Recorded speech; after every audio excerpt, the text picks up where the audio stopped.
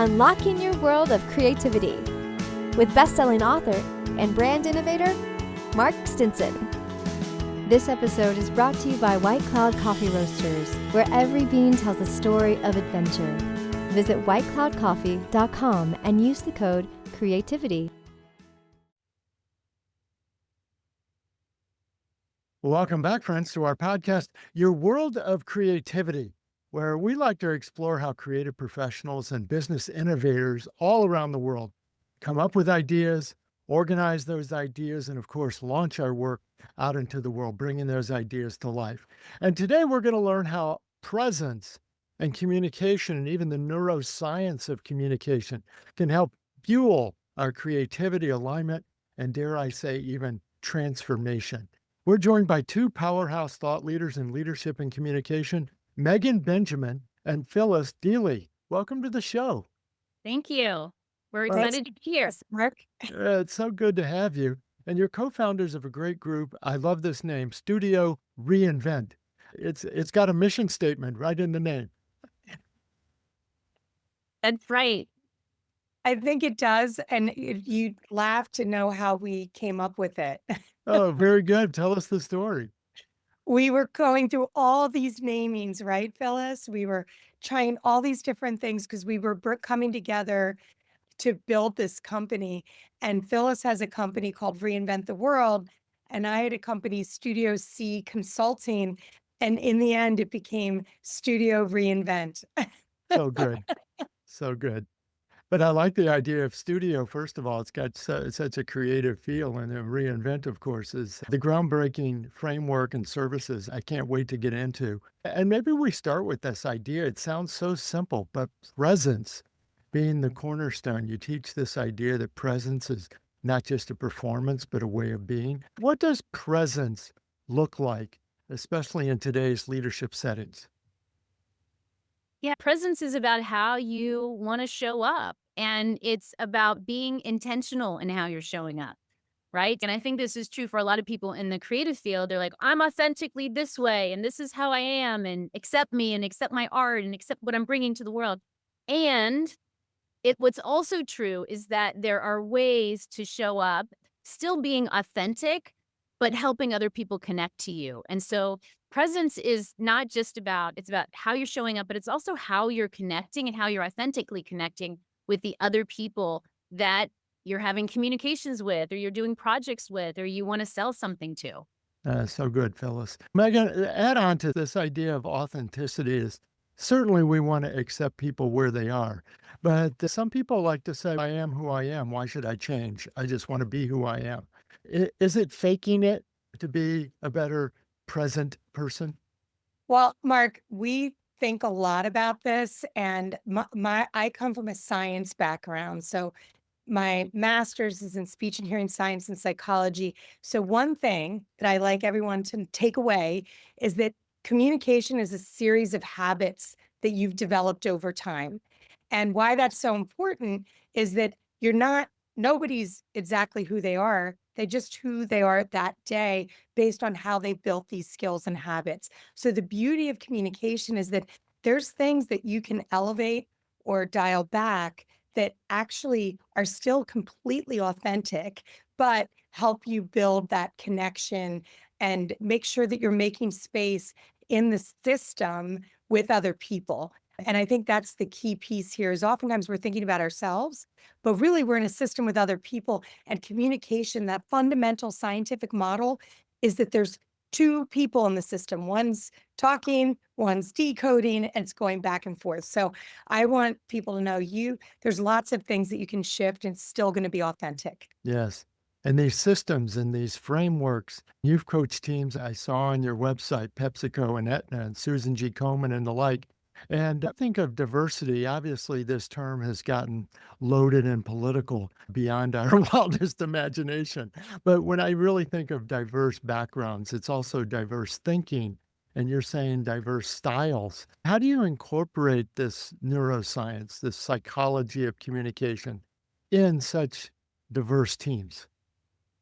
So the way that we think about it is Communication fundamentally is actually the same regardless of culture or background. There's lots of things that show up across the board. Again, if I go back to this idea, I'm encoding and or speaking, and I'm transmitting verbally, non-verbally, with a little bit of screen in the middle. You're decoding. What's important to know is that each of us has our own lens of how we're filtering the information. And that lens is completely based on all your individual experiences, beliefs, lots of things like birth order. It could be nationality, it could be first language. We could go on and on. And so we're all diverse and we're not going to be the same and it's not scripted. But if I'm always thinking, hey, what's important to Mark? How's he? How do I get him to pay attention? What's he care about? And you're thinking about me, everything always goes better. And so I'll say that that's how we bring that forward to folks is it's not so much putting anyone in a bucket. It's just saying we're all diverse and there's ways that we can use communication to connect. And Phyllis, I read again about your work, conscious listening on the one hand and storytelling on the other. And this is what I'm hearing you talk about. It's like the two ways you've got to be a great storyteller and a great listener. Yeah, because for some people, they think telling their story or doing a presentation it's just a one-way megaphone, right? Here's what I want to tell you, and here are the points I'm going to get across. If you, as the storyteller, are not actively and intentionally listening to your audience as you're delivering that story, you might be missing an opportunity to pivot the story or to make it to zoom into the story or to get more granular because that's what's important to your audience. It's not about, you're not just bouncing a ball off of the wall. There's this play. Like Meaghan said, it's a system. And so that's why it's important as the teller, as the person giving the presentation, as the one telling the story, to really be in tune and be dynamic in that system. So you're shifting as you're telling the story in order to create that strong connection so you can get the outcomes that you want. And it's so funny, we're talking about communication here. And folks, if you're listening to an audio podcast, you're missing the body language. Phyllis is actually bouncing balls off the wall and she's moving from side to side. And so I've got to paint this. I feel like the radio play-by-play announcer now. She's moving with the story. But Phyllis, you reminded me of my agency days and pitches. And I stopped one time to check in with the conference room and the audience and said, how is all this hitting with you? And how is this sounding? And I got glares from my own team. You're slowing us down. We have 44 slides to get through. Wait a second. Is this about getting through our slides or is this about connecting?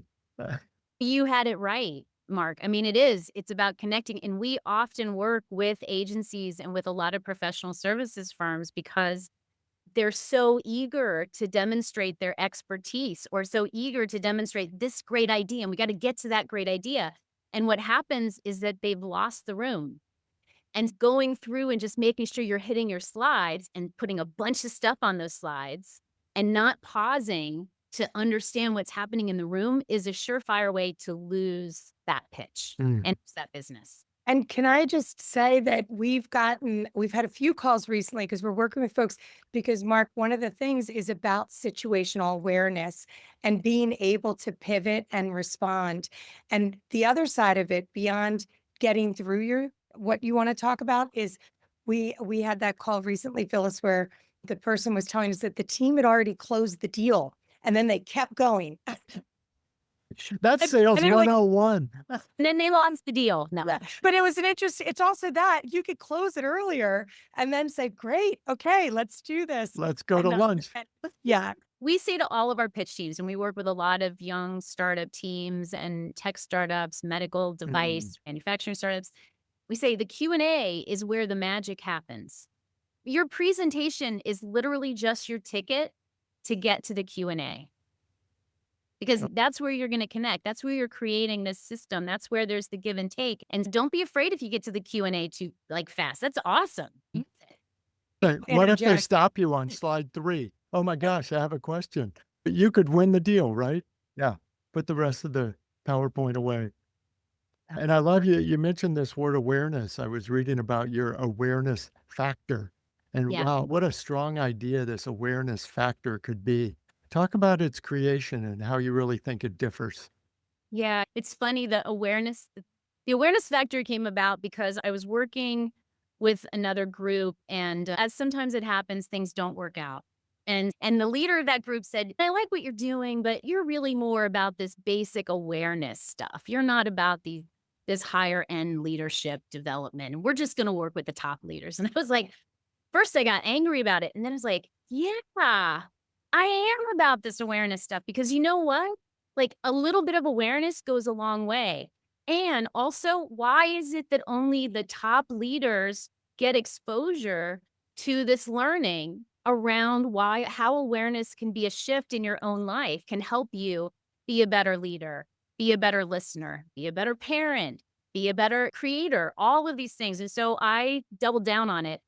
And working with Meaghan over the last couple of years, we've really mapped out this idea of these three fields of awareness. So thinking about self-awareness and how can you be more aware of the stories that you're telling in your head, of what your body's telling you, of your intuition, and then moving that into the next field, which is social awareness. So the field of social awareness, and how are you more aware of how you're listening? Are you observing without judgment? Are you adding a bunch of assumptions? Like really thinking about that. And then into the third field, which is system awareness. So thinking more about these complex systems and understanding that one move here might have an impact over here. Because look, a team might not be working, right? Your sales team might not be working. And it'd be really easy to say, okay, Dan and Mary, and they're out. But they might not be the problems. You got to go deeper. You got to look at the whole system. What else is happening in that field that will allow you to make more informed and more intentional choices? And that's true about strategic choices, communication choices, leadership choices. Let's slow that down and rewind that a little bit. Meaghan, help us underscore these three areas and how some teams have responded. So it's self, it's social, and it's systems. Yes. How do those integrate again? Well, so if we think about that self, everything starts with you, right? And so if you're aware of your energy, your emotion, and how you're contributing to the team dynamic, to how everyone else is showing up, that's where we start. And there's different areas that we work with folks on in that around energy, emotion, mindset. We also love people to understand, if we go back to that lens, that you're decoding information, your lens is different than Phyllis, than mine. Each person in the room, if you think of your brain as a 3-pound universe, it filters 70,000 thoughts per day. Hmm. That is a lot of competition. So being aware of where your brain and focus and attention is, and then trying to understand where the other folks are, that's going to shift how you show up. And that's where we start with self. When we go into social and you get into the one-to-one, I think the best example, the short answer is giving feedback. People get so worried about this. How am I going to give it? And how's the person going to think about me? But the reality is we use a framework about know, feel, do. So we say, Mark, how do I want you to feel after I give you this feedback? And what do I want you to do? And that's going to inform what I tell you and how I tell you. So now I'm thinking about myself, but also you and how we're going to give and take. And that applies to pitches, right, Phyllis? Like that applies to everything that we're doing. So now you're going just beyond yourself into the other folks. And then when you get into the system, that's where you're getting up there with a unit of storytellers, maybe your team. You're engaging with a larger group of people. And it's thinking about how you all are going to show up with those other circumstances and context. And then we give lots of ways to be able to navigate and be situationally aware so you can pivot. Yeah. And I just want to add that the reason it's about awareness is once you have the awareness, you really can't go back. I think it's like learning how to ride a bike, right? Once you get that balance, you never unlearn how to ride a bike. You don't forget how to ride a bike. You can get right back on it. And awareness is the same thing. And I think we have mystified this idea of awareness so much. Like, you got to meditate, you have to do all these things, and it's really just, it's actually a switch. Just being aware makes all the difference. Very good. And you mentioned some of these creatives and entrepreneurs you've worked with. I think about that no feel do, and I love that simplification of that model. There's so many, especially in like pitches, whether they're like fundraising pitches or agency pitches or what have you. But if I could just get them to know these facts, if I could Yes. just give them my facts and figures. Yeah, this one chart tells the whole story. It's really, let's have a little bit broader awareness, to use your term, that maybe there is some emotion behind that story and that they're, what do we say? They're buying you. They're not buying the facts. And Mark, we talk a lot about cognitive overload and attention. And I'll just say there's a lot of things competing for our attention. And the more that, and if we've got a short amount of time and we don't take the time to simplify, to storytell, to make you want to lean in and say, tell me more, and make sure we're talking about what you care about, we can very quickly just put you into overload. And then you become more skeptical. So when you're in overload, it increases skepticism, and then you tunnel. And then you just focus probably on the one thing I don't want you to pay attention to. So true. So it's an interesting way to think about that. And it takes a lot of effort to simplify and storytell, but it ultimately drives connection. Yeah. We've been talking about your processes and frameworks to help us be more creative and communicate our creativity, but I want to turn the page to your own creativity. But first, a reminder, I'm talking with Meaghan Benjamin and Phyllis Dealy. Their company is Studio Reinvent. And as you guys have been inventing and reinventing, you're putting a lot of these concepts into a book, The Awareness Factor, and even maybe another book of some frameworks. Tell me about how you guys work together and how your creative process flows. First of all, I just have to say, I consider myself to be extremely lucky that Meaghan and I crossed paths. And we met because my husband sat next to Meaghan on an airplane. So I'm super grateful that happened, because to find a good creative partner is not easy. I think we think, oh, I have a bunch of ideas. She has a bunch of ideas. This will work out. It's really about more than that. It's about temperament. It's about respect. It's about mindset. It's about understanding that I have certain strengths and Meaghan has certain strengths. And we have, honestly, it felt like it just immediately for us clicked. And we work in a very collaborative, I think this is important, respectful way. Like, I have so much respect for the scientific background and the Meaghan's background and her understanding of neuroscience, psychology, and speech. And she has so much respect for the work that I've done in my advertising career around storytelling and pitching and bringing ideas to life. And it works, but we do work at it. And we make sure that we don't let any of those festering stories or assumptions or things that often get in the way of a really good creative partnership. We don't let that go very often. Something will happen and we address it like up in the same meeting. I'm like, I think maybe you might be in a survival mode. How can I support you? And we have a language, so it works. We have a language of creative partnership that really helps us in that respect. And I'll say that we do know each other's strengths. And we're also, if there's something that matters, it's really important. There's a lot of space to say, this is really critical that we make sure we do it this way. But also, there's no ego. We really let go of our ego. So you'll laugh so hard, Mark. I tend to write things out in a certain way. And then I just send it to Phyllis and I'm like, okay, how can we make this look amazing? And Phyllis is like, all right, I got it. Yeah, And whatever she does, I'm like, that's amazing. I love that. So I think that is a really critical piece as well, is just and okay, this is going to work out. And then it does. Yes. I don't think we can skip over the part of the story where you met on the airplane. I was just flying for the past several days, and I'm the kind of guy, put on the headphones, close my eyes, get over in my little corner. I probably should talk more, but I think that's unleveraged art, is Yeah. to just meet people on the airplane, talk to them Yes. in the airport, wherever you are.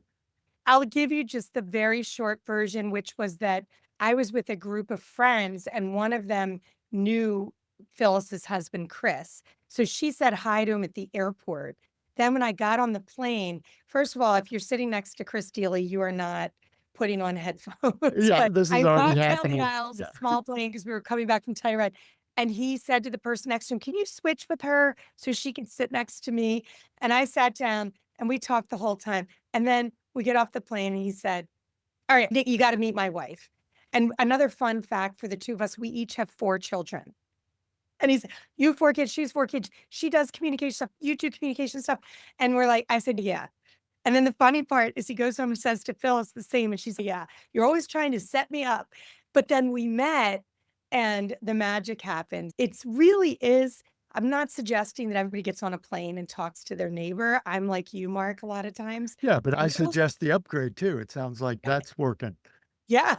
But I will say that you should seek out in-person interactions whenever you can, because it helps build rapport and connection faster and allows for unexpected magic to happen. I think just as people are listening, and that leads to creative endeavors and making new things, making a company. So I would say just get out there whenever you can, because it's easy to see people through the screen, but it doesn't translate the same way. Sure.